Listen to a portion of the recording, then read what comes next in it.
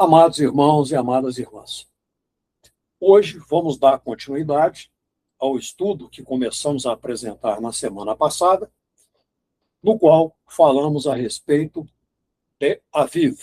Hoje, nosso tema será a observação do Hilal lunar, aquele filete de luz inerente à lua nova. Como já sabemos, mas não custa repisar, a determinação do calendário do antigo Israel não é uma questão meramente técnica ou administrativa. Trata-se de uma questão de obediência à revelação divina e de harmonia com a ordem determinada por Deus e criada por Ele. A precisão temporal é essencial para a observância dos Moadim, os encontros marcados, os encontros designados, os tempos determinados ou também festas sagradas, dos sacrifícios e da própria vida comunitária do povo de Deus.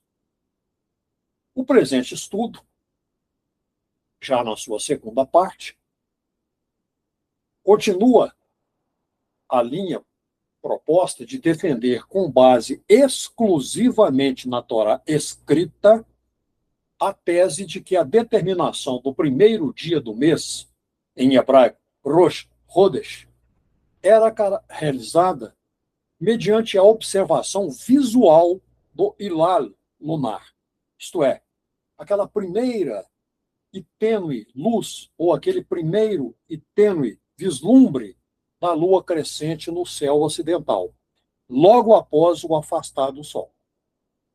Essa luz frouxa ocorre imediatamente após o período de conjunção lunar, no qual a Lua se encontra entre a Terra e o Sol. Deve-se notar que a Lua está astronomicamente nova e invisível durante esse posicionamento. A tese que vamos apresentar não é uma especulação infundada. Ela emerge de uma análise rigorosa e coerente da terminologia hebraica, do contexto teológico e das exigências práticas explícitas na Torá escrita para a regulação do tempo sagrado. A ausência de uma instrução explícita, tipo, observem o Hilal, não invalida a tese. Pelo contrário, reforça-a, pois a Torá frequentemente estabelece princípios que deixam a implementação prática para a inferência lógica e sensata. Esse estudo será estruturado, ou melhor dizendo, essa parte do estudo será estruturada da seguinte maneira, em 3 blocos. No primeiro bloco, vamos estabelecer as fundações bíblicas, as ferramentas e os princípios teológicos, chamado framework teológico, e apresentar as passagens toráticas primárias. No bloco 2, faremos a análise morfológica e etimológica detalhada dos termos hebraicos centrais do estudo. Moed, Ot, Yareach, Hodesh, Edut. No bloco 3, apresentaremos a síntese argumentativa e resposta a possíveis objeções implícitas e faremos a conclusão afirmativa da tese exibida.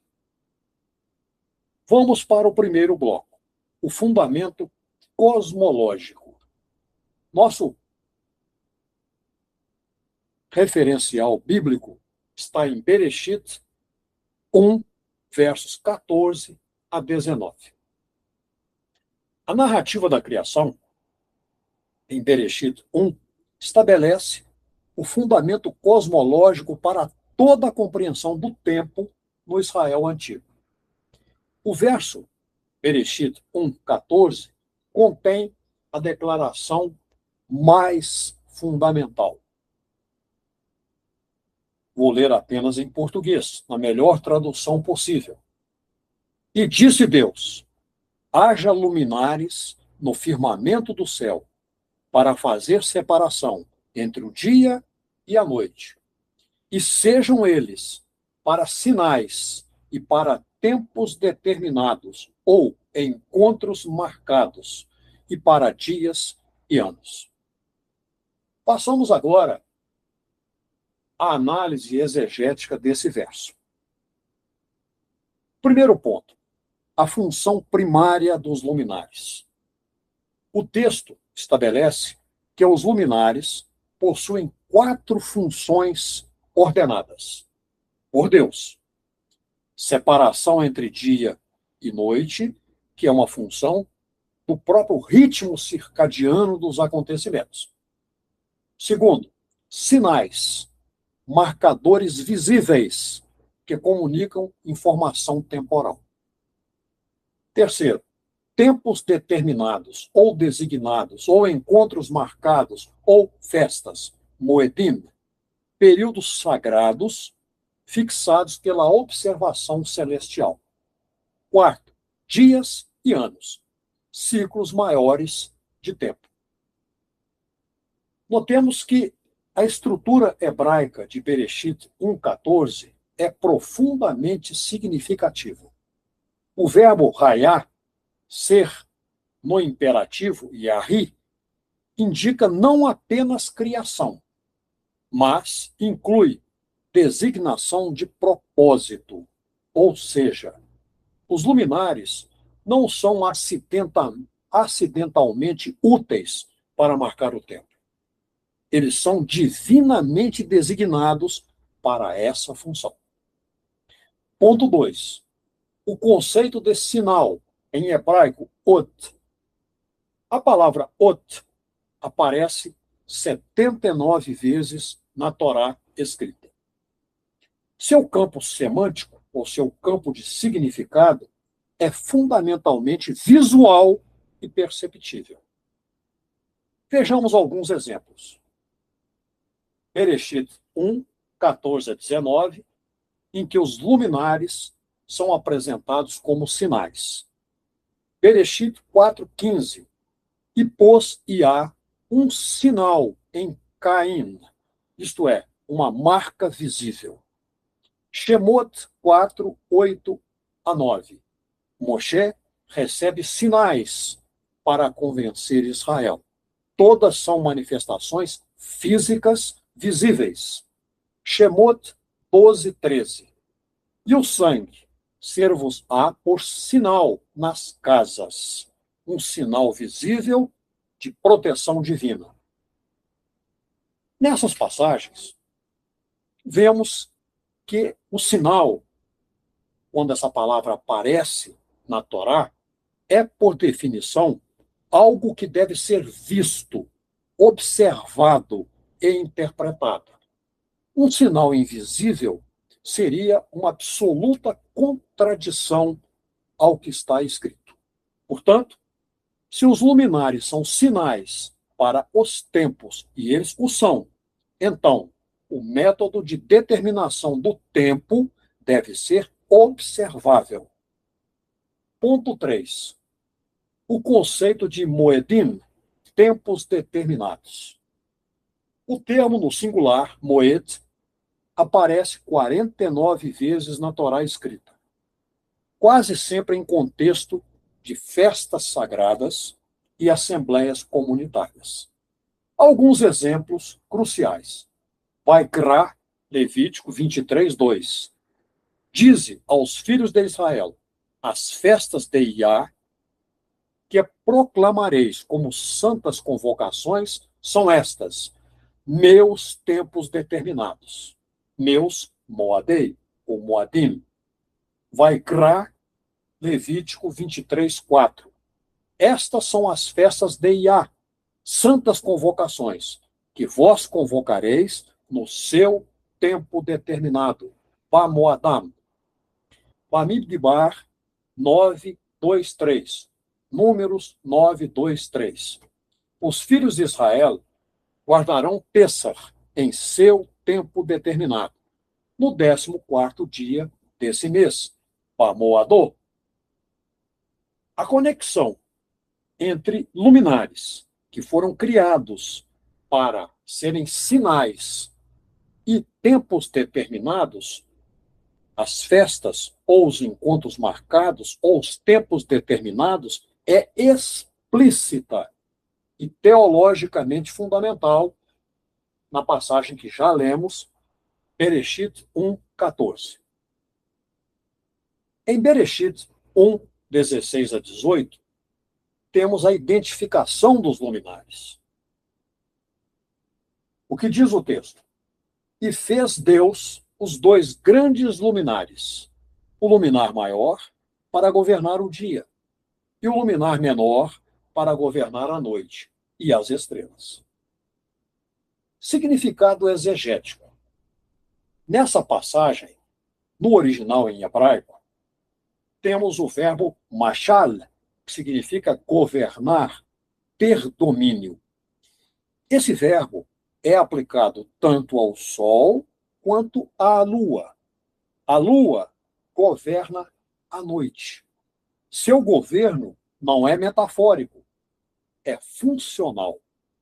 A Lua marca o tempo durante a noite, tornando possível a determinação dos períodos mensais.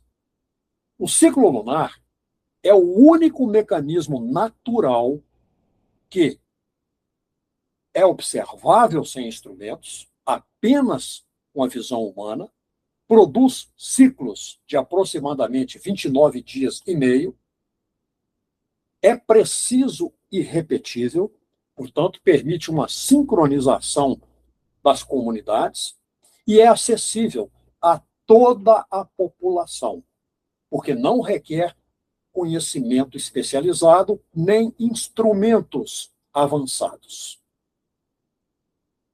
Agora, vamos para a fase seguinte, a instituição de Pêssar e o primeiro mês. Isso está em Shemot, Êxodo, capítulo 12, versos 1 a 14. Primeiro,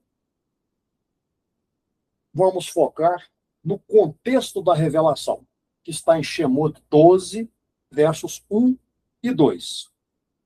E disse Iá a Moshe e a Aaron, na terra de Mitzraim, Egito, dizendo: este mês será para vós o princípio dos meses, será o primeiro mês do ano para vós. Análise crítica da expressão este mês, que em hebraico está Ahodesh Hazeh. Ponto 1. O demonstrativo este, Hazeh. A frase este mês utiliza o artigo definido ha e o demonstrativo ze. Em hebraico bíblico, o demonstrativo aponta para algo presente, imediato e identificável no momento da fala. Não se diz, em hebraico, este mês será, referindo-se a um mês futuro, indistinto. O demonstrativo implica que o mês em questão estava ocorrendo ou prestes a começar no momento da libertação de Mitzraim, Egito. Qual é a questão crucial aqui? Como os israelitas poderiam identificar este mês, senão pela observação direta de um fenômeno visível? A resposta é pela renovação visível da Lua, isto é, pelo aparecimento do Hilal. Ponto 2. Princípio dos meses, Rosh Hodashim. A palavra Rosh significa literalmente cabeça e, em contexto temporal, indica início ou primeiro. A frase cabeça dos meses, Rosh Hodashim, estabelece que este mês é o primeiro de uma série ordenada. Ora, essa ordenação não pode ser puramente convencional. Ela deve ter um marcador natural e observável, que permita ao povo saber quando o primeiro termina e o segundo começa. Apenas a observação do ciclo lunar oferece esse marcador. Datas precisas de Pêssar. Conforme Êxodo 12, Êxodo Shemot 12, versos 3 a 6. O texto prossegue, com instruções extremamente precisas. No 10º dia deste mês, cada um tomará para si um cordeiro, segundo as casas paternas, um cordeiro para cada casa, e guardá-lo-eis até o 14º dia deste mês. E toda a congregação da comunidade de Israel o imolará à tarde. Façamos uma análise exegética crítica. A precisão dessas datas é absolutamente determinante para a nossa argumentação. O texto exige dia 10 do mês para a separação do cordeiro de Pêssar, dia 14 do mês, a imolação do cordeiro. Ambas as datas são contadas a partir do primeiro dia do mês. Para que essa contagem seja possível e verificável por toda a comunidade, o primeiro dia deve ser inequivocamente determinado. No entanto, a Torá escrita não fornece uma fórmula matemática para calcular o primeiro dia, não fornece instruções para observar conjunções lunares astronômicas invisíveis, não faz referência a cálculos de Saros, que é um método caldeu, ou a qualquer sistema astronômico complexo. O que a Torá escrita implica é um método que todo o povo pudesse utilizar para determinar o primeiro dia de forma visível e uniforme. A observação do hilalo. Repetindo, a primeira aparição visível do tênue filete lunar após a conjunção. Esse é o único método que satisfaz todas as exigências. Façamos agora um comentário sobre a lua cheia e a lógica da contagem regressiva. Há um detalhe adicional que reforça o que já dissemos. Pêssar é celebrada no 14º dia do mês. Astronomicamente, o 14º dia de um mês lunar corresponde à lua cheia, quando a lua está oposta ao sol e sua luz é mais intensa. Esse não é um acidente.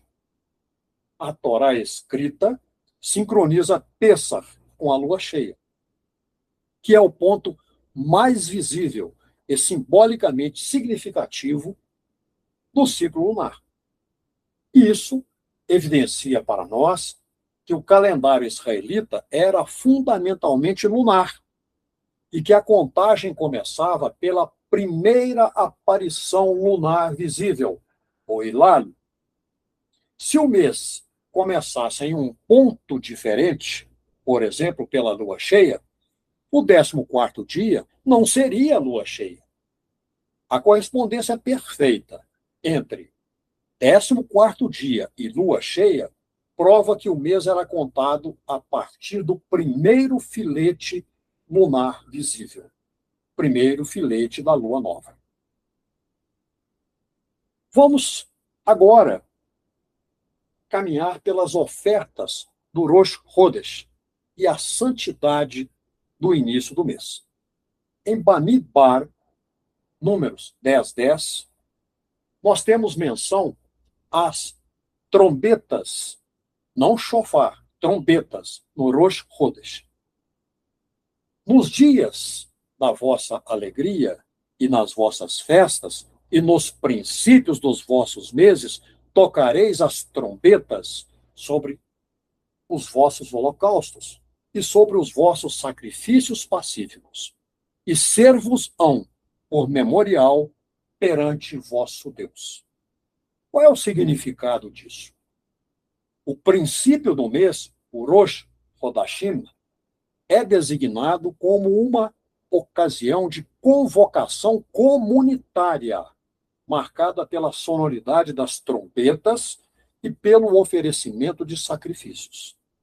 Para que esse dia fosse observado em toda a comunidade de Israel de forma uniforme e sincronizada, era essencial que seu início fosse visível a todas as pessoas simultaneamente. A observação do hilal lunar oferece exatamente isto, qual seja, um fenômeno celestial visível que pode ser observado por múltiplas testemunhas no mesmo momento, permitindo a validação comunitária do início do mês. Em Bamidbar, números 28, 11 a 14, temos menção às ofertas específicas do Rosh Hodesh. Vamos ler. E nos princípios dos vossos meses, oferecereis em holocausto a Iá 2 novilhos, 1 carneiro, 7 cordeiros de 1 ano, sem defeito. O texto prossegue com detalhes sobre ofertas de cereal, bebida e sacrifício pelo pecado. Isso em Bamidbar 28, 12 a 15. Qual é a importância exegética dessa passagem para o nosso estudo? A existência de ofertas regulares e prescritas para o Rosh Hodesh demonstra que o Rosh Hodesh era um dia santo na vida religiosa de Israel, em hebraico Yom Kadosh. Sua determinação era, portanto, crucial para a vida cultual do povo. Por quê? Sem saber quando era o Rosh Hodesh, os sacerdotes não poderiam oferecer os sacrifícios prescritos. O método de determinação do Rosh Hodesh, primeiro dia do mês, devia ser acessível e verificável para toda a comunidade, não apenas para os sacerdotes. A observação do hilal satisfaz todas essas exigências de forma perfeita. Vamos agora para Vaikra, Levítico 23. Só para lembrar, a palavra Vaikra em hebraico significa e ele chamou. Nesse capítulo é tratada a questão dos tempos determinados. É o capítulo dos Moadim, os tempos determinados, ou encontros marcados, ou tempos designados, ou festas. Ou seja, Vaikra, Levítico 23, é o capítulo central que enumera os Moadim, sagrados de Israel. Vamos ler o verso 4 do capítulo 23. Estes são os Moadim fixos de Iá, santas convocações, que convocareis no seu tempo determinado. Só quero fazer um pequeno parêntese aqui, dizendo o seguinte, que ao longo da exposição desse estudo, muitas passagens serão lidas mais de uma vez. Isso tem a intenção de produzir um reforço no entendimento do que está sendo passado. Fecho o parêntese. Em Vaikra 23, 5 a 8, nós temos a menção a Pessah e a Hag Hamatzot, pães ázimos. Vamos ler. No primeiro mês, no 14º dia do mês, à tarde, é Pessah de Iá. E no 15º dia deste mês, é a festa dos pães ázimos, a Iá. 7 dias comereis pães ázimos. Análise crítica desses versos. As datas são absolutamente precisas. Dia 14, Pessach, lua cheia. Dia 15 a 21, festa dos pães ázimos. Então, para que essas datas pudessem ser observadas corretamente, o primeiro dia do mês devia ser determinado de forma inequívoca e uniforme em toda a nação. A Torá escrita não oferece nenhum sistema de cálculo. A única forma de determinar o primeiro dia de forma acessível a toda a população é pela observação visual do Hilal. Vamos agora, vou tocar no assunto Aviv, que tem a ver com a sequência da exposição, que está em andamento. Vamos até Devarim, Deuteronômio 16. No verso 1, está disposto o seguinte: guarda o mês de Aviv e celebra Pessach a Iá, teu Deus, porque no mês de Aviv, Iá, teu Deus, te tirou do Egito, Mitzrayim, à noite. Aqui nós temos uma conexão entre o ciclo lunar e o ciclo agrícola.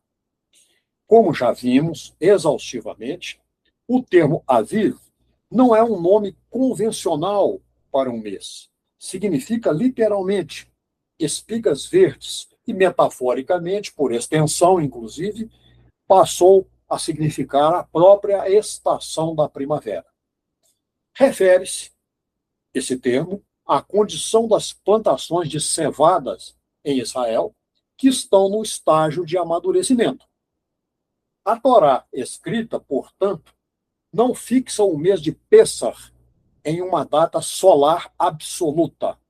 Em vez disso, fixa-o em um ciclo lunar contado a partir do primeiro dia, determinado pela observação do Hilal, e uma condição agrícola, quando a cevada está no estágio de Aviv.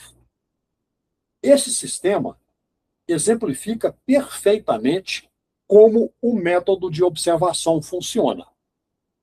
Vamos lá. A observação do Hilal inicia o mês. A observação do estado da cevada confirma se é o mês correto. Se não estiver em Aviv, o mês seguinte será proclamado Aviv. Esse é um sistema observacional, flexível e ajustado à realidade natural, não um calendário fixo e abstrato.